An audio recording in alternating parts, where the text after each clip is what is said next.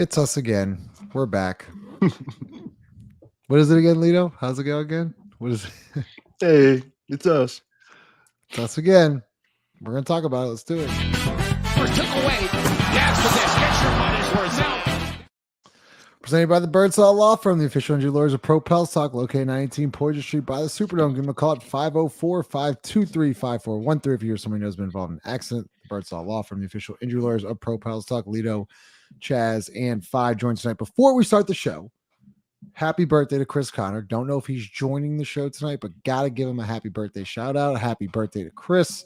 X, as always, appreciate you with the super chats. So tonight, my guy Dorian's in the chat as well. I know he wanted to get up and speak his mind. So Dorian, you will get your chance. I promise you. What we're going to do later in the show, we're about to have a 15-20 minute segment where you can come up, you can talk, you can ask questions to the panel. We will answer the questions. I will share that link here pretty soon. So time to talk about Brandon Ingram. I had read Schmidt's Substack article today. If you haven't checked it out, make sure you go check it out on his Twitter. It's on his Substack. He had actually mentioned this in his article about a game 2 exchange between Brandon Ingram and head coach Willie Green. Shams then reported this later today. I'm told Brandon Ingram and Willie Green had an exchange at game 2 in the locker room. Sources tell me Ingram told Green he wanted the ball. He wanted Green to help him get the ball. Okay. Lots to break down here. So I actually went back and looked at the shot chart. He had 2 shot attempts in that game. If you remember, though, let's go back to where this all started in game 1. Let's go back to what Brandon Ingram said, and then we'll go back to what Willie Green said. So this is what Brandon Ingram said. What do you feel like, an adjustment you guys can make if Dort's just going to be, like kind of right in your jersey or Jalen Williams or whatever? Let him do it. We'll be ready. I'll be ready. Let him do it. Okay. This is what Coach Green said after the game 1 loss. It's not about what we need to do to free BI up. This is going to be playoff basketball. He's got to continue to play through it, have some gamesmanship out there, got to go to the free throw line a bit more. This is just what it's going to be. We're physical with them. They're physical with us. And that's a part of the game. That's a part of playoff basketball. Continue to play with force, play with speed, and get quality look. Can I please say something first after you go ahead? No, go ahead, Chaz. Go. You ever seen Minister Society? I have. I have not. Okay. But go ahead. Classic movie. You should check it out.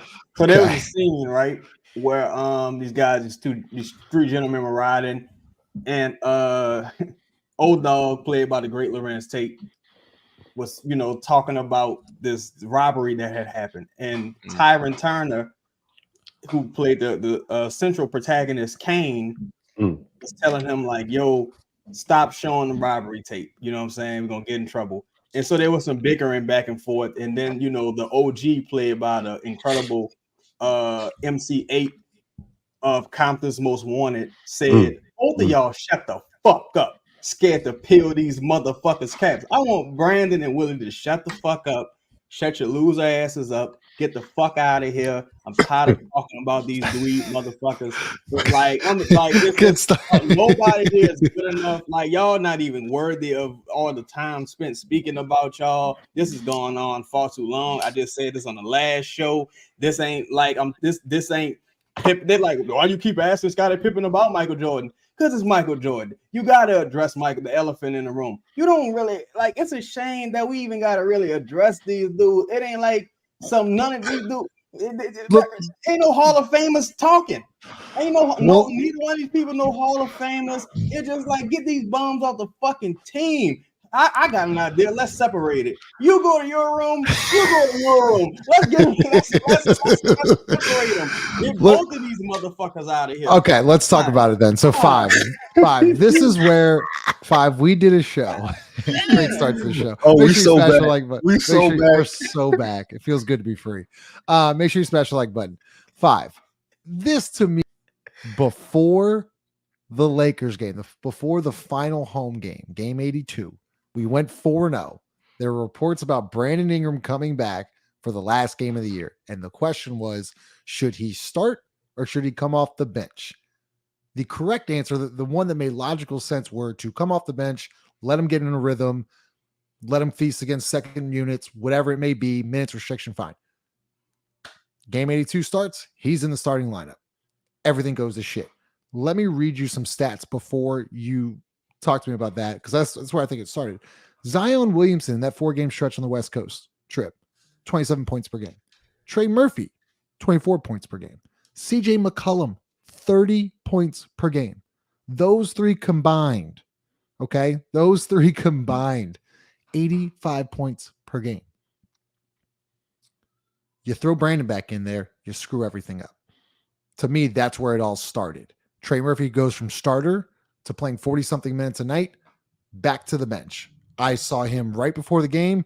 He looked extremely pissed off. I would have been extremely pissed off too. Right then and there, you could have sent a message, hey, man, you're coming off the bench.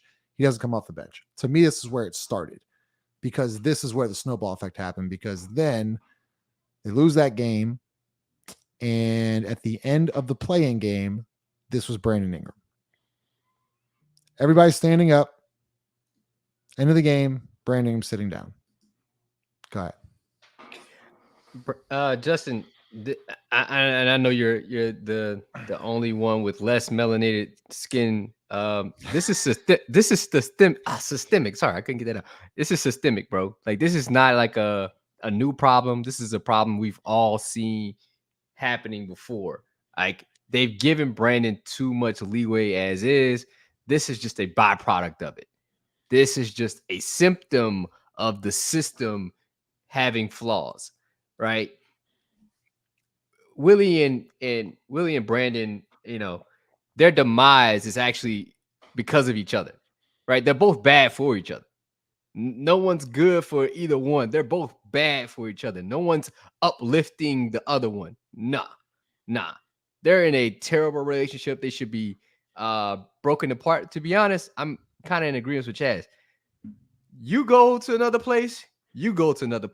Get the fuck out of here. Just leave.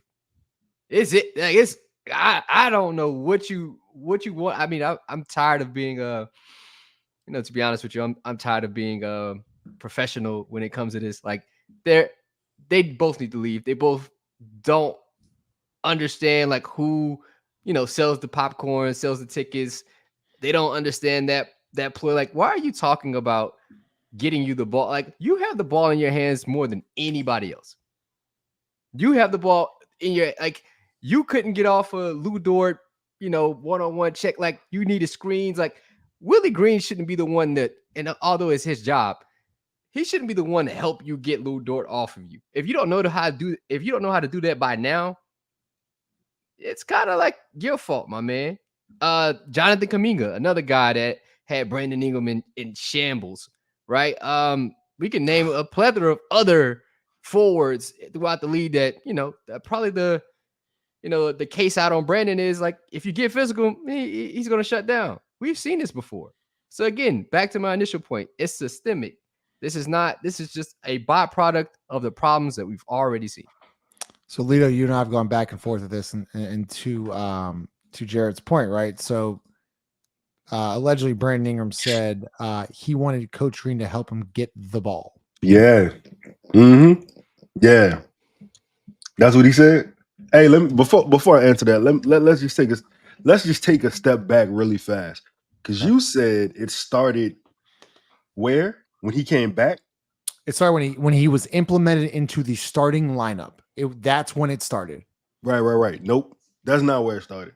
Okay. It started day one. It started when Willie Green said, I want the team to shoot 43 pointers per game. And you said, fuck that. I'm going to do it my way. I'm going to play the way I want to play, regardless of whoever. It started 3 years ago is when it started. It didn't just start. The problem is that Zion was fucking up too. So you wasn't allowed to really critique Brandon because all you had was Zion, because Zion wasn't taking it seriously. However, once Zion started flashing star potential and you can look up and say, damn, that's what a superstar or a star looks like. Right? That's when it started, Justin. The problem is Okay, you know what? Hold up. Justin, for example, on a season in 64 games, 242 3-pointers attempted for a perimeter player on the season. Herb Jones, for example, 76 games. Everybody would tell you Herb Jones not a shooter, right? He made a decent amount of shoot threes this year, sure. But on the season, Herb has 270 threes attempted. Why does Herb Jones have more 3-pointers attempted than Brandon? A guy who has the ball in his hands 95% of the time, 98% of the time. Because hell, when Zion on the floor, he still have the ball. Yo, I do not. No. Can I ask you something? Yeah, what's up? I'm sorry. What's up? I'm sorry. I was about to cook. Because my bad. Because it goes back to accountability, right? It's like I feel like Willie Green's been very selective with this, right? Like we see it all the time with Trey Murphy. He's very accountable. With Jordan Hawkins, he's very accountable. With JV, he's very accountable. He missed rotation, he's out. So then why didn't it happen with Brandon Ingram? I'm about to tell you why, my brother. Because this is a domestic affair. Don't pull us into it now. Don't bring us into it. Y'all at home, y'all fighting with each other. Don't bring us into it now. We tried to tell y'all day one what was popping. We told you leave that man alone. Go home to your house. You wanted to stay there. That's what happened. We didn't tell you. We told you that boy is no good for you. That's what we told you. What you said? You said, you know what? Anyway. I'm gonna do it anyway. I could see the good in him. I could change him. That's what Willie said. I could change him. No, you can't change him, brother. Listen, like Follw said, the book is out on the you be physical with him. He can't. What you mean get you the ball? Get you the ball to do what? You had the ball, you ain't shoot it. Come on, man, stop. Chaz, just go ahead. I'm sorry. My bad. Chaz, you are muted, by the way. Just let you know. He's a good man, Harpo. I'm sorry.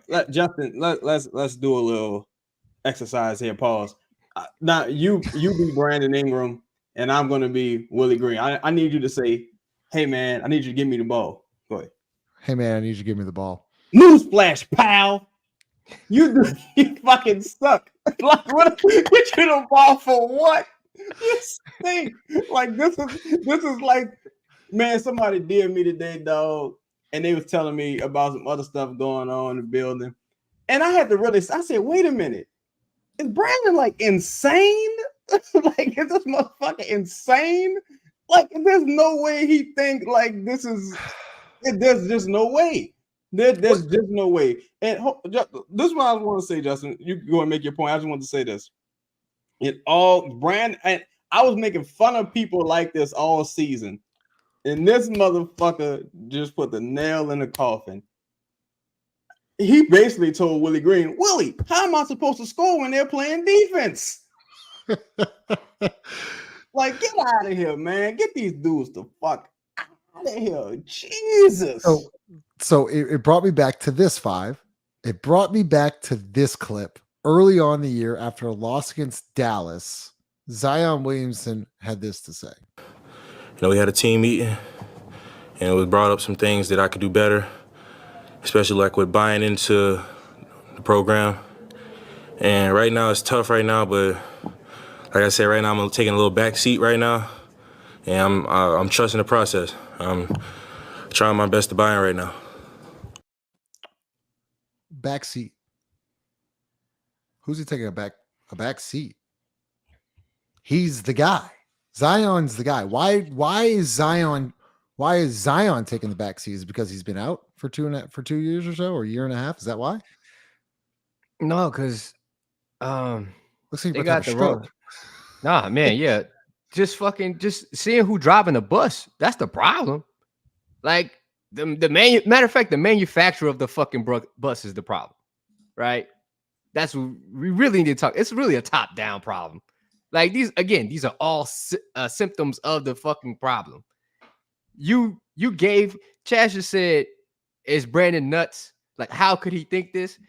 Well, why wouldn't he think this? Let's think about that. Let's play devil's advocate a little bit. But why would he think this? Somebody had to give him the authority to think like this, right? He didn't just come to New Orleans thinking like, hey, this is my team. This is my, like, he didn't come to New Orleans thinking that, right? Griff said when Brandon was there, this is Drew Holiday's team, right? The issue is the pecking order wasn't defined then. And to be honest, we've had conversations on here back and forth. At one point, I was like, well, Brandon, because I didn't think Zion wanted the team, right? Like, I didn't think Zion wanted, this is early on. I didn't think Zion wanted the team. So I was like, all right, well, fuck. Brandon, the one that's playing, he's always ready. Even when he's hurt, he's trying to get back. But when you see Zion play and when you see him buy in, when you give him, that reason to play, he's that guy.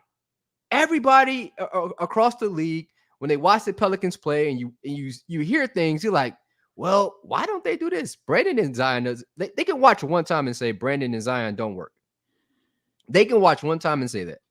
We've been watching for 5 years and it's been saying that. Like, at what point are we going to just say this shit not going to work? They need to separate all parties, get a coach.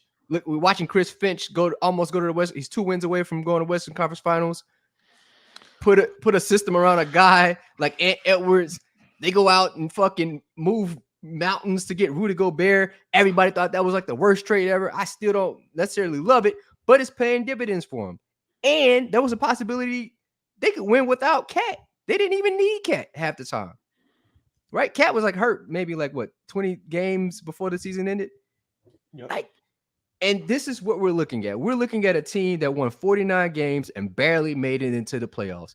We talk about the 6th rated defensive efficiency. Fuck that shit, because it doesn't win you games. 0 playoff wins, brother. Look at that. Look at God.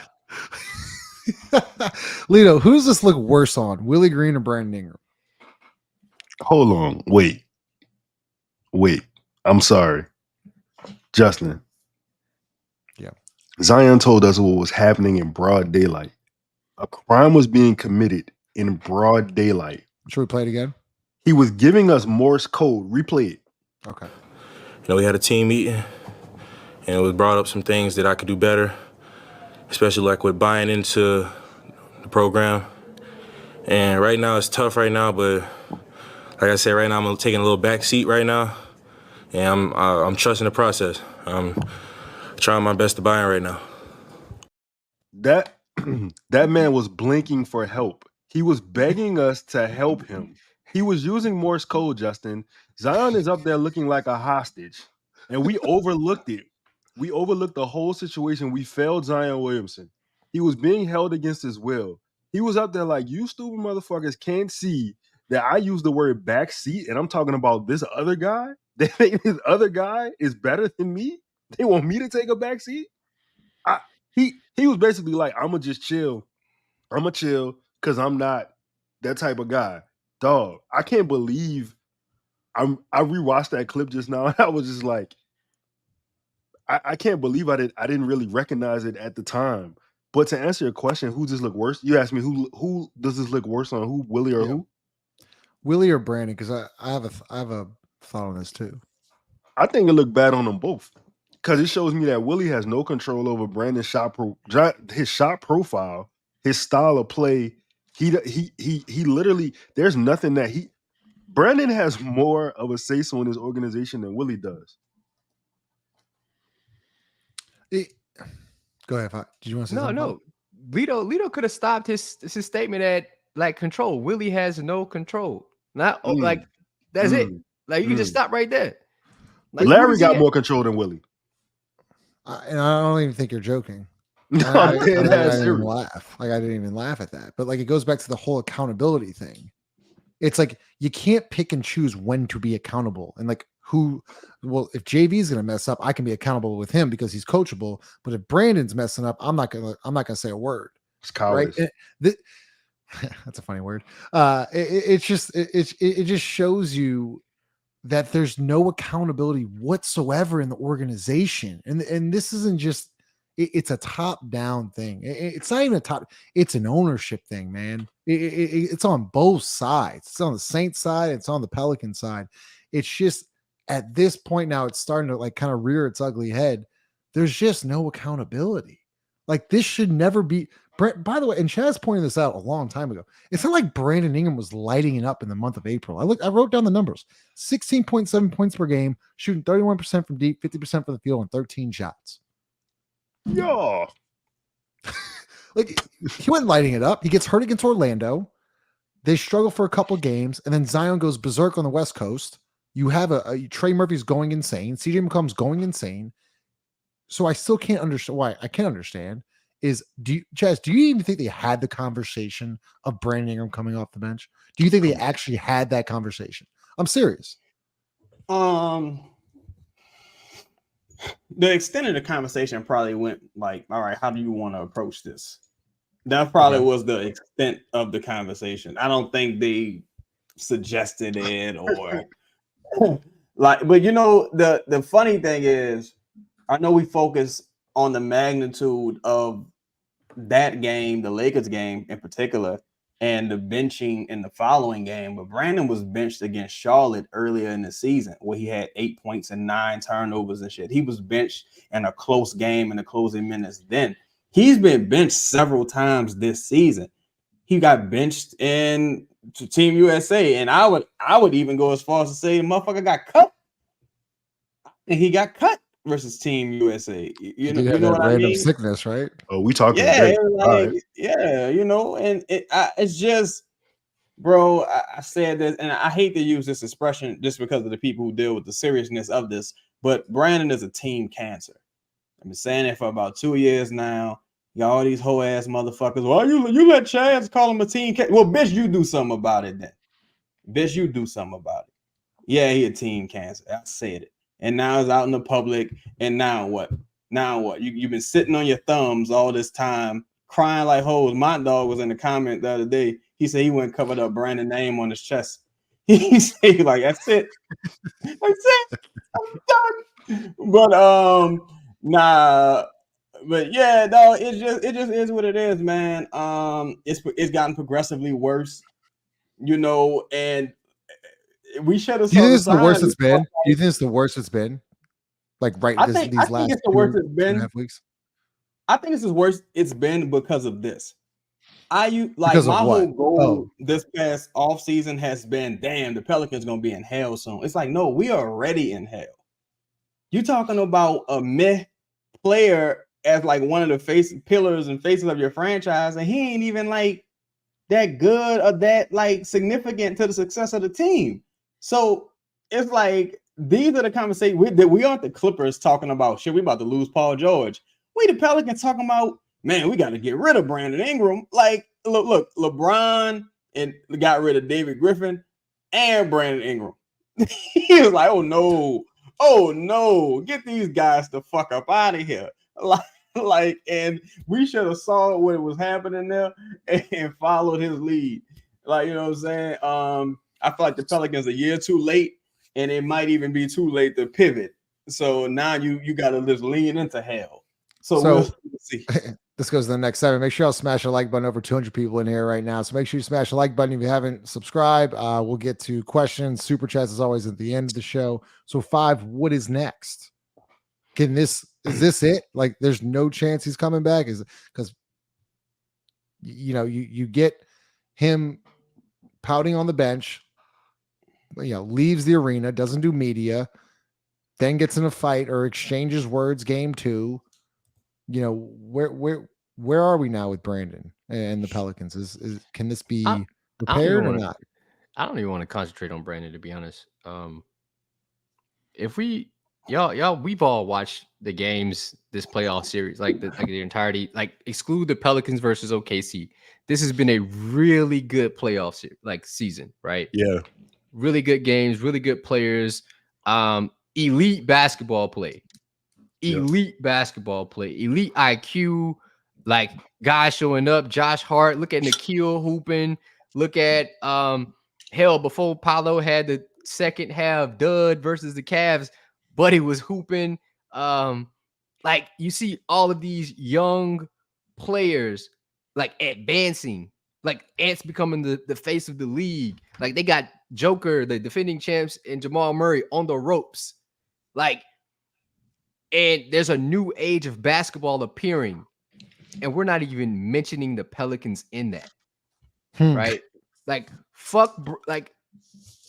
they haven't won a playoff series since he's been here. No matter if you lose Brandon, you don't really miss anything because you haven't done anything with them, right? So it doesn't really matter at this point. Like if you lose, all right, you're already in hell. Try to figure out a way to get out of it. And playing him, keeping him doesn't do you any justice, to be honest, in my opinion. If you can move off him now, just move off him. Addition by subtraction, basically. Like just rip the Band-Aid off. Yeah, man. Just go ahead and have the surgery at this point. Just go ahead and have the fucking surgery at this point. Like you need a new ACL. Cool. Just have the surgery. Like you're gonna suck for a minute. Cool. So Lito, then the fan base should be preparing to lose a trade for Brandon Ingram, right? So you're not going to be getting what you think you're getting. Like that's where we're at with this whole Brandon Ingram situation. You know, Justin, the great Project Prophet, Magnolia Slim once said, if I ever lose one, I bounce back with two. In this case, right, you have a war chest, quote unquote, which you really don't have. However, I think in this situation, you gotta be aggressive as possible.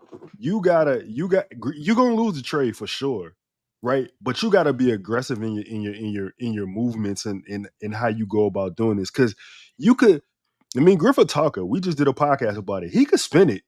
He could spin it a certain way to another GM who, you know what I'm saying, somebody lacking on,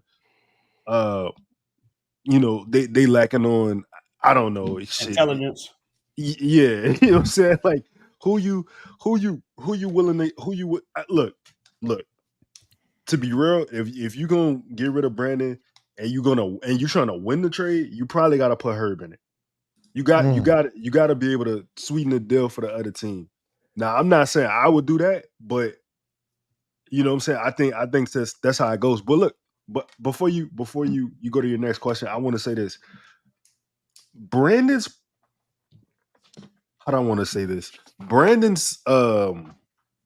games, his points, his style of play, it doesn't really make a difference in wins or losses.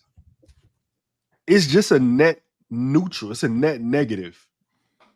In wins, he averaged 20. In losses, he averaged 20.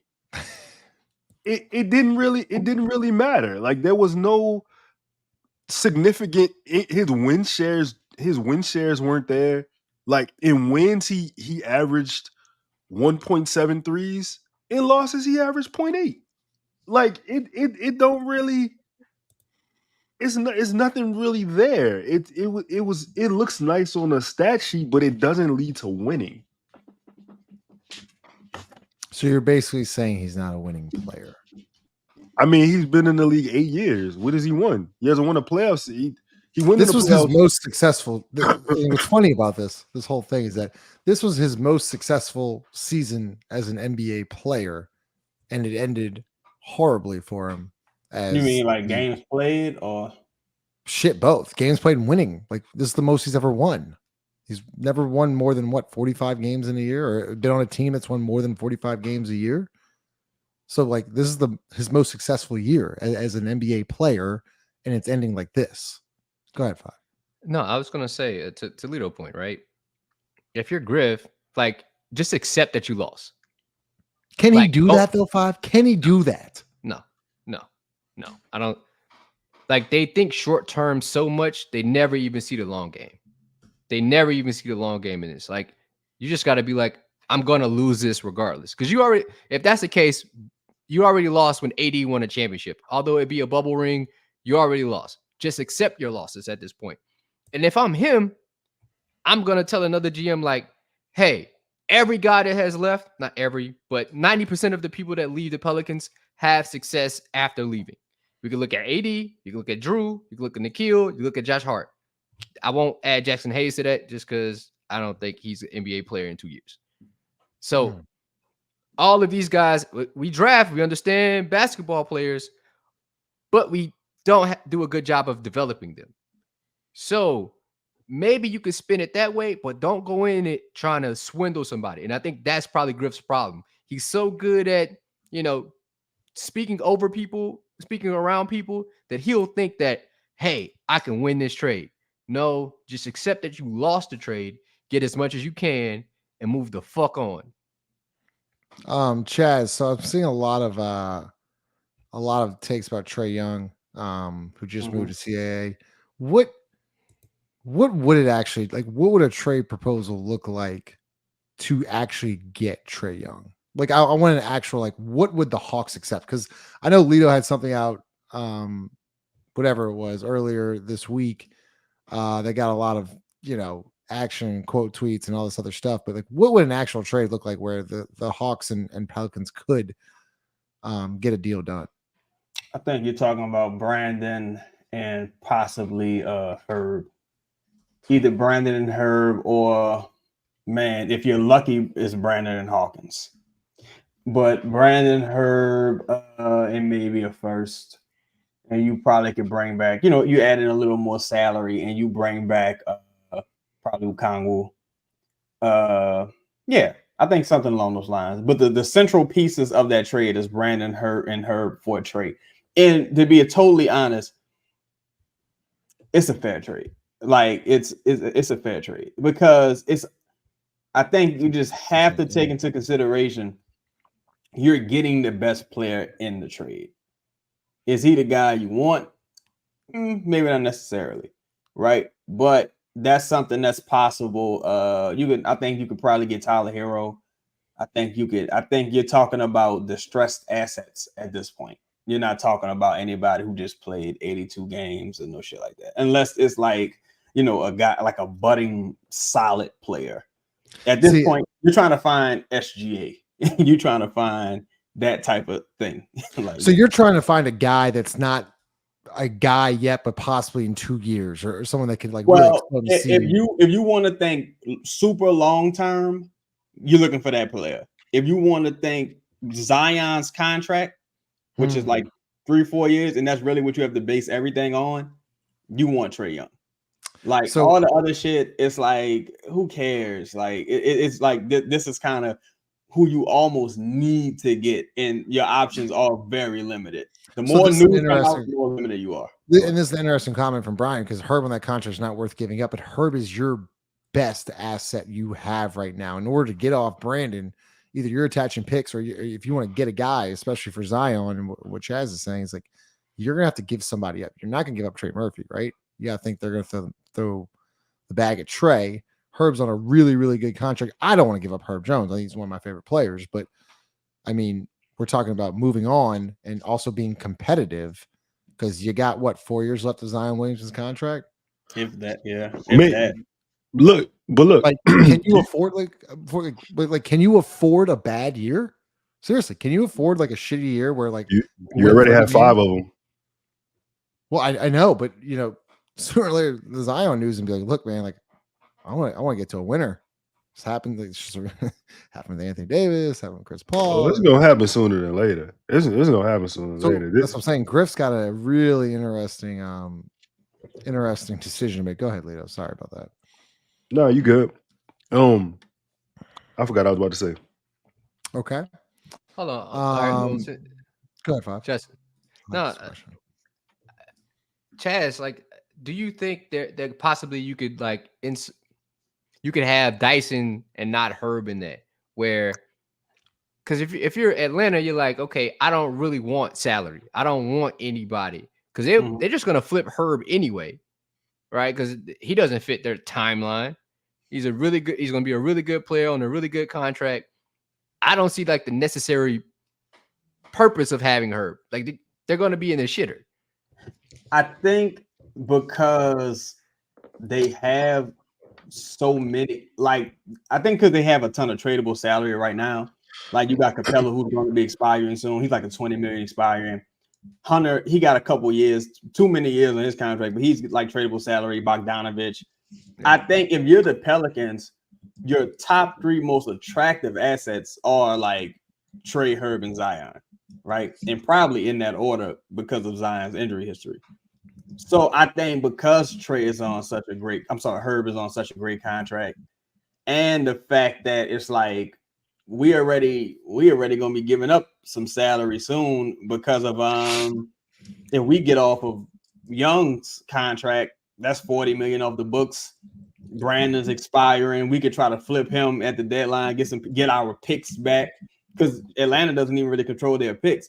I think Dyson Daniels at this point, going into his third year, if a bust is a 7, he's at 6.5. I think that's probably his evaluation around the league, especially compared to a guy like Herb and his contemporaries, guys he was drafted in front of. It just looks really, really bad for Dyson, and he didn't get no run in the playoffs. It's just like, what do you really do? That's the worst case scenario right there, Chaz. I think that is legitimately worst case. He was healthy. Like, I know he was coming back from a meniscus, but he was healthy. He couldn't get any run against the Thunder. I thought it was interesting. Go ahead, Lee. I was going to throw you Jimmy Butler, but go ahead. I remember what I was about to say. Okay. You asked if the problem is Willie or Brandon, and I said both.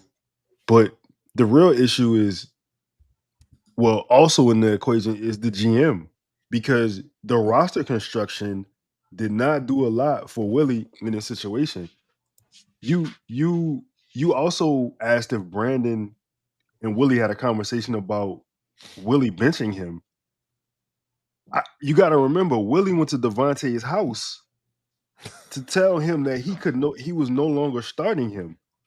No, they never talked about anything negative. But anyways, the GM has to save Willie from himself. Willie is an addict to his favorites. He's addicted to his favorite players. You gotta save him from himself. You gotta get him off that narcotic. You gotta find a way in order to let him thrive by not giving him the same type of players that he felt like he was as an NBA player.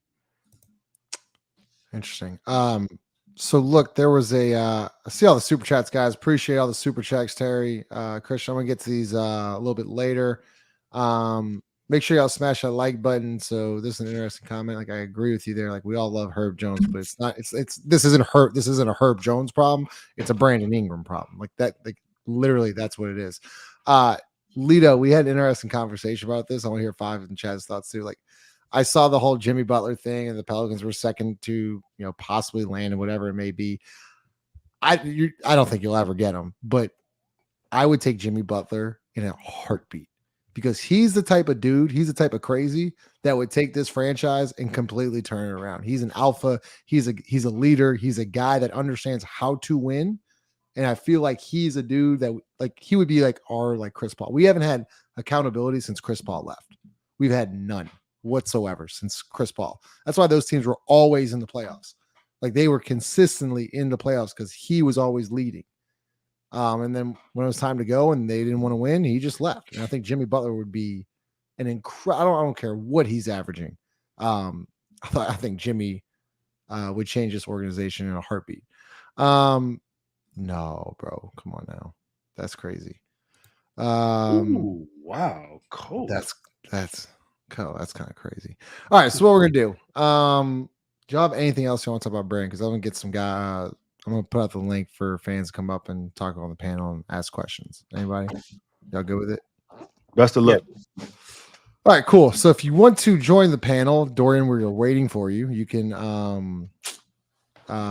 you can copy that link, put it in. I'll let you get on the stream and ask questions. You can turn your camera off. That's whatever you want to do. So let's go to some super chats. X, as always, appreciate you.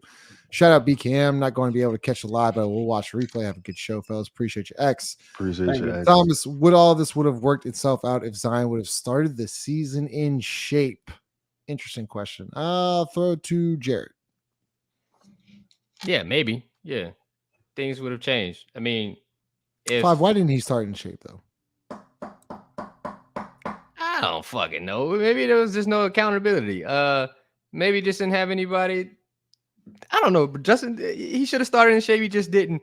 But also, we could also say at the end of the season where he had 40 points against the fucking Lakers, if somebody just would have scored 15 points or 20 points, he wouldn't have been in that situation. Maybe wouldn't pull the hamstring, and maybe they're going against the Denver Nuggets and not. And maybe Zion doesn't hurt himself. Like we talking about it as if like Zion has been in shape before. Like, nah, this is kind of a common occurrence. He had to get in shape. Maybe now he knows what his body needs, to be more in shape to start a season. I think he figured some things out in year 5.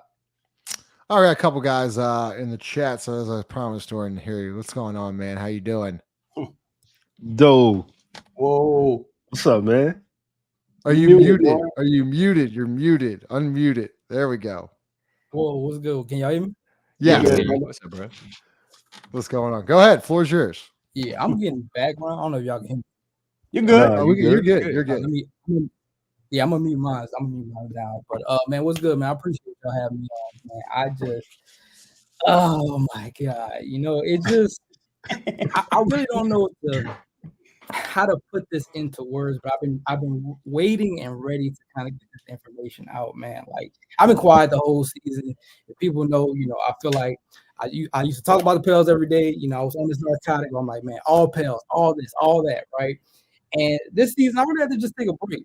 I had to take a break and just kind of look at everything and see how the organization is just being done. And it's just the words that keep coming to me is just proactive versus reactive. And the problem with the Pelicans with me is just that you're just not proactive enough. Everything is a reactive sense. And if you're always acting on the defense, you're never going to get on the offense. And essentially, it's frustrating because there's just no accountability. There's just no accountability there. And you see it in the organization. You see it with the players and Brandon Ingram, and I kind of talk about that a little bit in my field. And then you even see it with the fans. I mean, I feel like you're accepting mediocrity, just being able to just allow them to basically do what they're doing to you, right?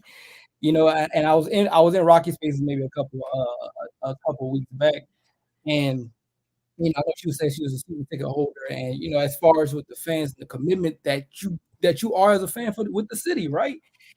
I'm hearing they're raising their prices. You a season ticket holder, you know what I'm saying? You're going from $14,000 to $18,000 to see a product that just doesn't exist. It's just crazy. So like I'll kind of go through a list. I know we got some more people that's gonna come up, and I don't want to take too much now. But proactive versus reactive, right? I feel like the organization is always just too late. The word's been out. You move Drew Holiday too late, right? You're about to move Brandon Ingram too late. The word has been out. If you was watching the game, you would have been like, damn, man, like it's do good, but we probably should move him for a better piece that fits with the culture of Zion. It just that's what it is, right? And I just feel like Brandon just doesn't fit. He just doesn't fit the game. His game is extinct. Is extinct. Like it's contested middies. Are you serious, bro? Like y'all gotta understand. Look, my girl, she watch every game with me, y'all. She watch every game with me, right? She'll watch the game. She'll be like, babe, why is Brandon's shot so tough? And I'll be like, you see it. Like, I see everybody else scoring. I see the ball moving when Jose's on the floor, and I see the pace picks up, right? So, it's funny. I say it's funny that you can see this, right? And you maybe halfway watch the games with me. I watch this shit daily. And you picked up on something that we've been explaining for the entire season. And the biggest thing is that I feel like, when I was watching the OKC series, and I'm watching it right now, is we was getting fucked with them playing 5 wide. I play a lot of 2K. Look, I don't know if y'all play 2K, but I play a lot of 2K. Every time I get on the court, I play point guard, right? Every time I play point guard, I literally get on the chat and I'm like, look, big man, get the fuck out the paint. Space the floor. Please. Space the floor. Right? When it comes to Brandon, I'm like, okay, I can see them trying to space the floor, right? And he can play 5 wide. But then I'm watching him play 5 wide, and I'm like, he's just not that guy. He's not fast enough. He has no first step. He has no like move to really be able to make the defense collapse because he's not being able to get past the first guy. So his game is extinct. I just feel as if it makes no sense to build your game after trying to hit contested middies. They're very low percentage shots to me because you don't create the space for them, right? So they're not effective. Yeah, you can come down and hit two big three. I mean, big. You could come down the court and hit two big twos, but if the other team comes back and hits two big threes, then that just erases what you just did. It's just a simple math game. Somebody in chat say like, "Oh man, yeah, Brandon Ingram was like the king of like I think 22 points on 19 shots. Like that shit it just kills me." So that, and then the last thing I wanted to talk about was and it was funny. So two things. Chaz, you funny as shit, right? And I'm gonna tell you why. I was watching the last one, and you was like, "Yeah, man, somebody related BI, but like them telling you they favorite meal is Salisbury steak." And I said, "Bro," and they will argue you down and be like, "Yeah, I don't want no Wagyu steak, Salisbury. That's the shit I want." That's the shit I need in my life. I don't need no Wagyu. I don't need any of that. Just give me Salisbury, and I'm okay with that. Like it just makes me upset to be able for people to be okay with mediocrity. I get what we were explaining people to do last year when we were saying we need to trade. The word was out that we needed to make us, in order to grow, we needed to take a step back to be able to make a step. But it wasn't going to be the answer. The goal was to say, "Hey, I see where the league is going, and this is what we do." Hence, yes, he was not the guy that is, right? He had the leadership, he had the finesse. He just had that personality that it was something to build around, right? And the guy's not that guy. We know he's a quiet guy. He's a great player. He's gonna be great for other teams, right? But he only has a certain skill. If he doesn't expand his game, it just won't be better. So Dory, appreciate you, man. I gotta Dory, can you hear me? Yep. I don't know, man. I don't know. It's just we really care about this team. I don't understand. I don't know if you can hear me. What the representation of what this team is trying to do. I don't know what the fuck one NOLA is. I told my girls like charter school. I don't know what the fuck that shit is.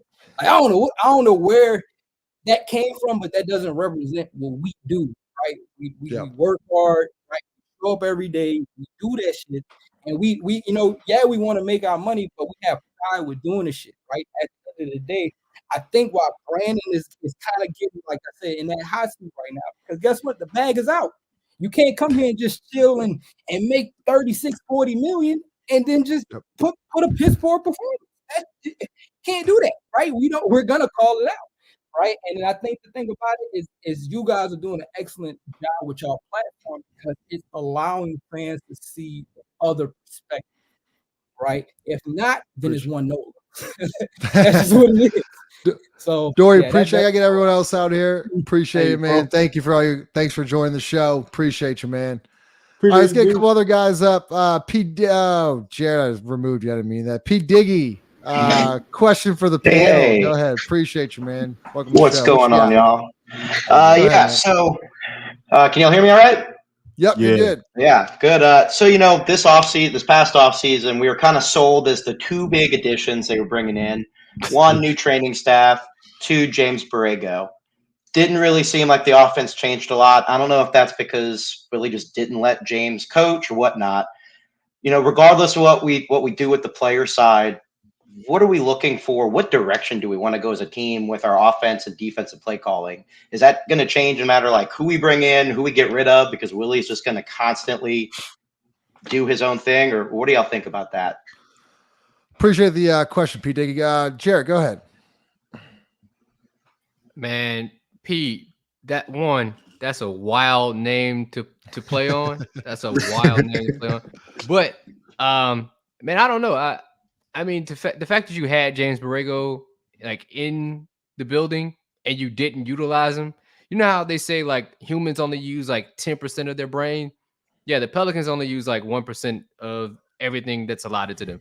Like it's like Brandon said, they were winning on talent alone, right? No scheme. They're just playing pickup. This isn't just my words. These are people that that I've talked to inside the building feel like, hey, they're just playing pickup out there, right? No kind of rules, no kind of purpose or idea of like what they're gonna be. Night to night, it could change, and it did change. Like we didn't see the same sets we saw in game 1. We did not see those repeated in game 80. I think got up to 86. So that's the real issue with this team is they don't have an identity. They think just playing hard and playing with energy, playing with force is an ideal that when you play against the Denver Nuggets and you look at how they were able to out scheme the Timberwolves out scheme the Denver Nuggets. Like that's what you want to look at. That's what you want to kind of emulate. Yeah. And it's wild to me that like we've got Mike D'Antoni as a consultant, but I mean, has anybody ever even seen him? Has he ever even brought up? He comes in a couple times a year, but he's just chilling like in South Carolina, just like he's just getting he's a check. Just hanging out. Yeah, he's just getting a check. So P Diggy, appreciate you joining the show, man. Thanks for the question. Thanks for all your support, man. I really appreciate it. Appreciate you. All right, let's get up Terry. What's going on, Terry? How you doing, man? What's going on, boss? Go ahead. What you got? Every time I get on here, y'all, we talk and everybody from New Orleans. So, we go extremely hard about our fans. People, grandmother's blood pressure then ran extremely high dealing with these teams year in and year out. And it's like, we never make the smart decisions. So I'm racking my brain. I'm on the trade machine. I even pitched the idea, and I just wanted to kind of see, because I don't want to do the obvious teams that we always been talked about: Atlanta, Cleveland. I don't feel like that helps us. Mm-hmm. I don't feel like that helps us. And any West player that is available, you're gonna have to give up all your assets for him. So like I said, I was racking my brain and I found the team, and I was like, okay, Brooklyn. If I give y'all another star to pair with Mikal Bridges, well, I say star to pair with Mikal Bridges and BI, and then I get rid of CJ and Larry, I still get a damaged asset star in Zach, and you know what I'm saying? And so now I kind of fixed my scoring problem with losing BI, and then now as watching playoffs for many years, teams that win have length and can switch on ball by getting Cam Johnson. So just imagine if you run a lineup out of there. Let's say you have Zach handling the ball, Herb, Cam Johnson, Trey Murphy, Zion, a small lineup like that. You know what I'm saying? Then you can even space the floor with Zion bringing the ball up court. I'm just trying to get y'all thoughts on like not outside of the norm moves that we can make. Chaz, go ahead. I do think you in a situation kind of like I spoke about this on Twitter where I was like, even if you wanted to spin a block and say, hey, y'all still want to trade Scoot, I don't believe Portland ever was really interested in Brandon like that. But let's say hypothetically, like Scoot and DeAndre Ayton, I think you at the point where you gotta gamble on a player who didn't figure it out yet, and hopefully he can come into your system, and that's when that things begin to blossom a bit. Because even that's kind of the Brandon story. Only difference is Brandon wasn't paid yet, but I guess because he was dog shit prior to coming here. But that's kind of, you took a chance on the distressed asset. The guy came here, he kind of figured it out, and then you were able to move forward with him. I think it's just so the issue with him too is just like by his contract being 1 year, it's just tough to it's gonna be so tough to extract value from him. Even if a guy like Cam Johnson, who isn't good, isn't great rather, but it's like he's still a little bit more valuable than Brand, only because you got more time with him, Like, you know what I'm saying? He not going into year 9, and you're going to have to pay him big money going into year 10, year 11, year 12. You know, I think you take a shot on any distressed asset you can. Honestly, I'm not opposed to anybody at this point. You wouldn't mind Zach, like you, because Zach I've been LaVine? like, I've been huge I on would, that. I wouldn't mind it just because I question the sincerity of Zach's injury this year. I'm not like a huge fan of Zach just because he stayed hurt, but I question He's only but been I hurt think, the 2 years, and he's yeah, a proven all-star. Like, he's not a 1 yeah. year Brandon fluke all-star. He's a 2-time all-star. I just think you got 2 bad options. He's the better of the bad options, and I would go with him in that regard because I think Brandon kind of corrupts the entire team. I don't think you have that problem with Zach necessarily. At least you don't have it yet because fucking he ain't been here. So we'll just have to see. I'm not opposed to that. Well, Hey, Terry, appreciate you. Oh, go. We gotta get the other. right. You're up next. Terry, appreciate you joining the show, man. Thanks for the Thank you, question. bro. Thanks for joining, bro. Appreciate it, dog. All right, Co is up. Co, what you got? Whoa, what's Cole, happening? what up, Cole? Say, look, I'm not gonna get a I have a dream speech. You feel me? I just got one question. Like, if we do everything that everybody keep asking for, like I'm talking about, go get whatever name you want to throw out there, get rid of whatever name you want to throw out there, and we still got David Griffin and Willie Green because obviously they both just got like under the table extensions. Do y'all think anything will change for the better? Lido. Nah. This man said under the table extensions, bro. Hell nah. Relax. Hell no, brother. Hell no. Relax. I just fucking with you, dog. Fucking with you, dog. Hey, what the stat is? What the stat is? For is Owen what? Owen 26, right? 26. I think so. Owen Look, 26 man, for trying you in the 4th. I'm gonna be totally honest with you. With Willie, I think you have a ceiling as far as this team could go. Like, it's only so far that you see the neutrality in certain things that he does. There's no variation in the scheme when you see something isn't working, and you can't really dog, like you see this game, you see Dallas, and you see how OKC reacted to what was happening in the second half versus the first half. You see what the Timberwolves initiated against Minnesota, the Nuggets yesterday.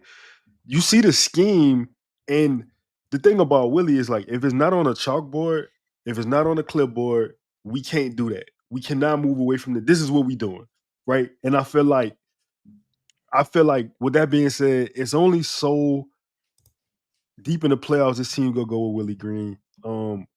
Look, Griff won with LeBron, so I'm not really sure he's a winner either. I feel like it's a show and prove for a lot of people. And bro, I just need the terms of the contract. I just need the terms of the contract. I know you didn't ask that question, but I need to know what the contract is. We not getting that.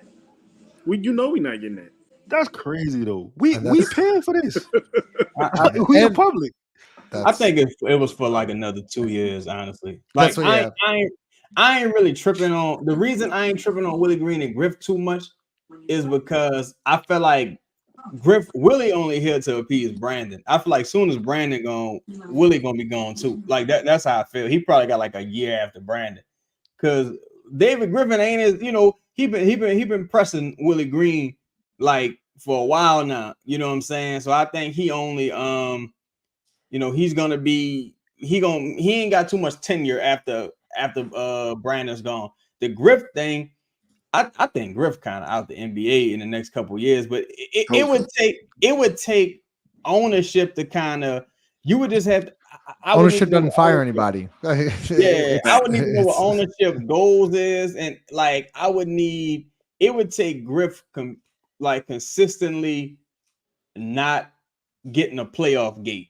If he missed a playoff gate a couple years in a row, then I think he'd be out of here. And we got to keep in mind, Griff, he might be the one in control, but he's not even really the fucking GM. You got to get Trajan Langdon out of He's here. the assistant. He's the assistant to the regional manager. He Okay, got a fake title, what so you got to get Trajan out here. Honestly, I think at this point, if you got rid of Trajan and got a real GM, I think Griff would back the fuck off because he already started backing the fuck off the last year or so.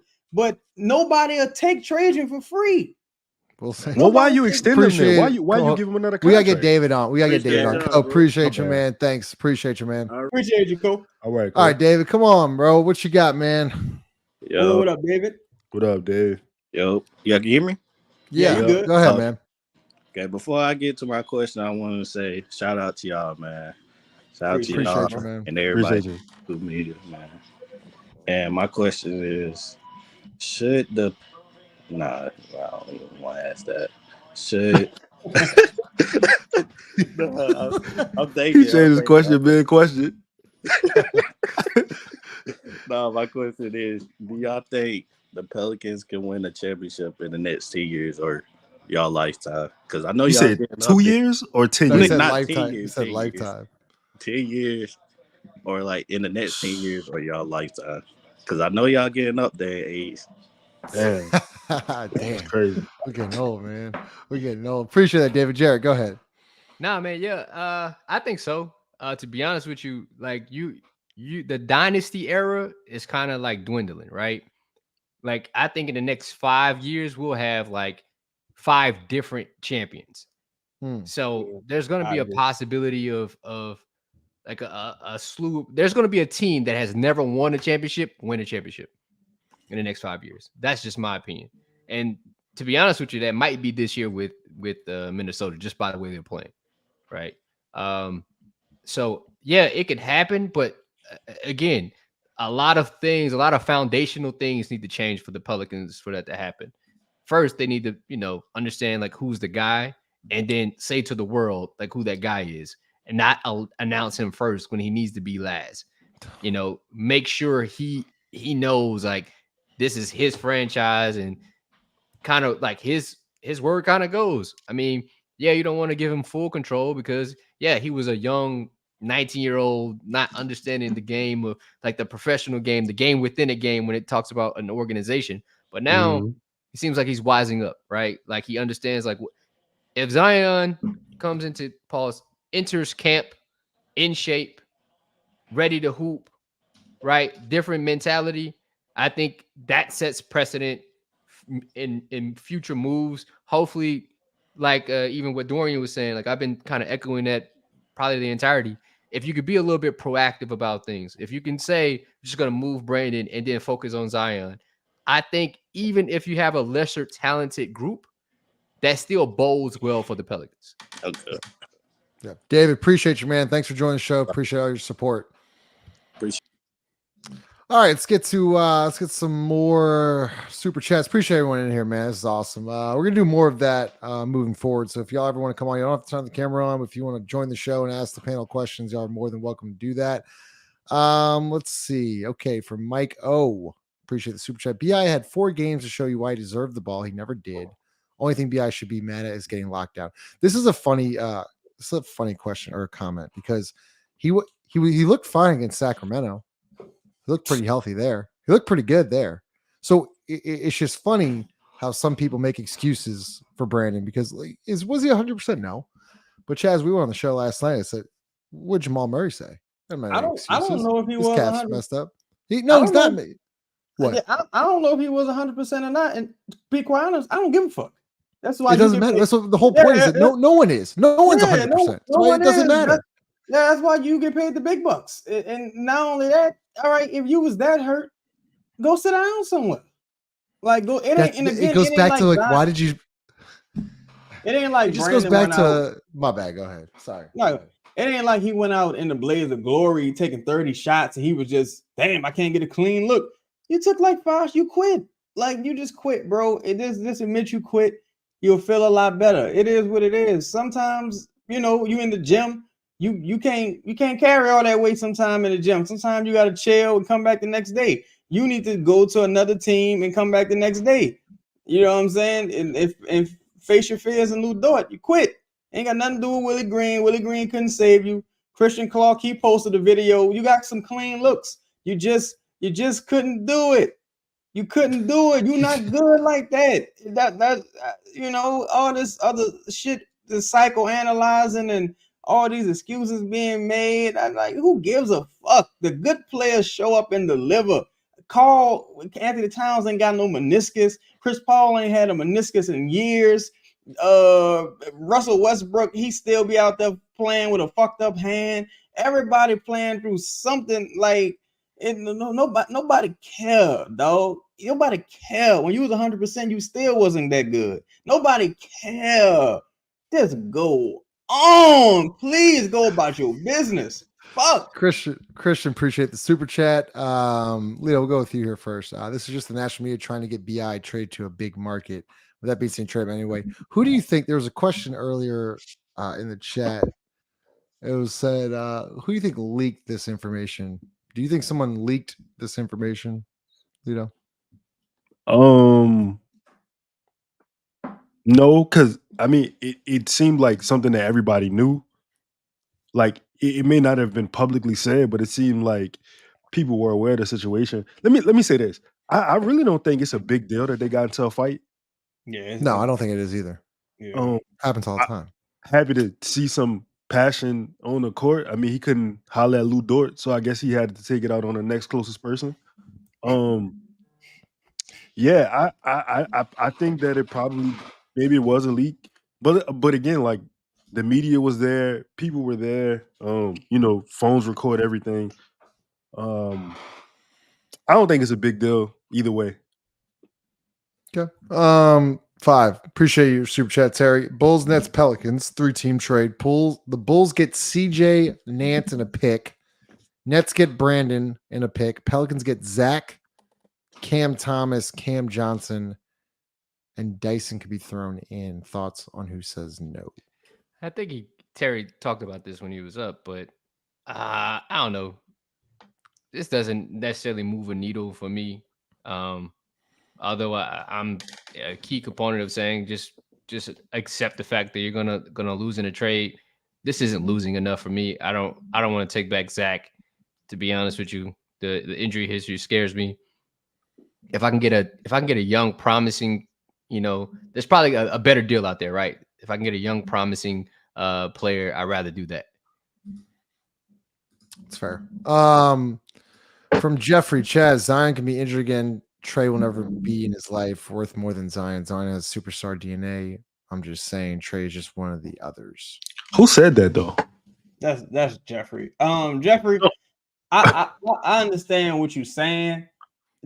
I'm speaking of far as the context of what's happening now, right? The idea of Zion Williamson is still a lot better than the actual player right now, and he has such a lengthy injury history, and he's making a lot of money. So it ain't really like a lot of Trey still has the promise of being that next, elite wing out there. For us, like that's what teams can sell themselves. If you trade for a player like Trey, he's younger. But fuck, I don't even know how old he is, but he's a young guy. He's not on that rookie max extension yet. Whereas we've seen 5 years of Zion, and it's like, that's gonna scare some teams away. To be real. Malik, appreciate the super chat. I was done with BI when he pit Jose Alvarado on the bench. Chaz, do you have that video? Do you have the video? Nah, I mean, I don't just happen to have it. You know what? I might have it somewhere and I could like upload it. But honestly, that should have been the end. And you know what's crazy? We spoke after an injury too, right? Yeah, he twisted his ankle versus Dallas. You know what's crazy? So there was a point in time this season. This was like after Brandon was going through one of his mini ruts this season. And Jose, there was like a post game, and Jose walked up while Brandon was doing some media. And he was like, "What you think he got to do?" He said, he looked this man dead in his eyes. Their face was about this far apart. I swear to God, they face about. Look, my girl was in the kitchen. She was like, "Oh Lord." They face about this far apart, and he's together. Like, Look, man, let's just move on, bro. Let's just stop. Let's just get it out. Let's just move the fuck on. Lito from Chris, I'm afraid Pels will be stuck on CJ's contract. I kind of disagree with this, but what are your thoughts on that? You think they're gonna be? I don't think they'll be stuck. I think a lot of Yeah, people take CJ McCollum. I don't think he gonna go to a contending team pretty soon. I mean, I do think who I don't remember who it was talking about proactive versus reactive, but it was Dorian. I think you should be proactive in probably moving off of CJ pretty soon. This is like like this summer this soon. is a good comment. Yeah, CJ's contract is declining. Yeah, it is. Oh my And goodness! I think he also just didn't take as much money as he could have. He also just didn't take as much money as he could have taken. CJ, this was CJ's last big payday. After next season, CJ's an expiring. So you pretty much washed your hands of the if you believe CJ was a problem, you pretty much then washed your hands of it moving forward. Well, look, Hey, guys, tell Griff appreciate come it. on stage, Justin. David So Griffin, come on Griff the link. stage. You got about 2 minutes. Here's the link. If you want to come on, here's the link. Appreciate everyone here. Over 200 some people. We've been an hour and 10. We gotta get out of here. Make sure you smash the like button. Lito, 5 seconds with Lito. Go ahead. Man, I look at the playoffs and I see teams just do stuff that's creative and not run this archaic style of offense, and just see stuff not working and are just willing to change it. And tears roll down my eyes because I pray for better days and better times. I'm so tired of being a loser. That's my time. That's all you got. Yeah. I thought we go 5 minutes. I'm looking for the. There we go. All right.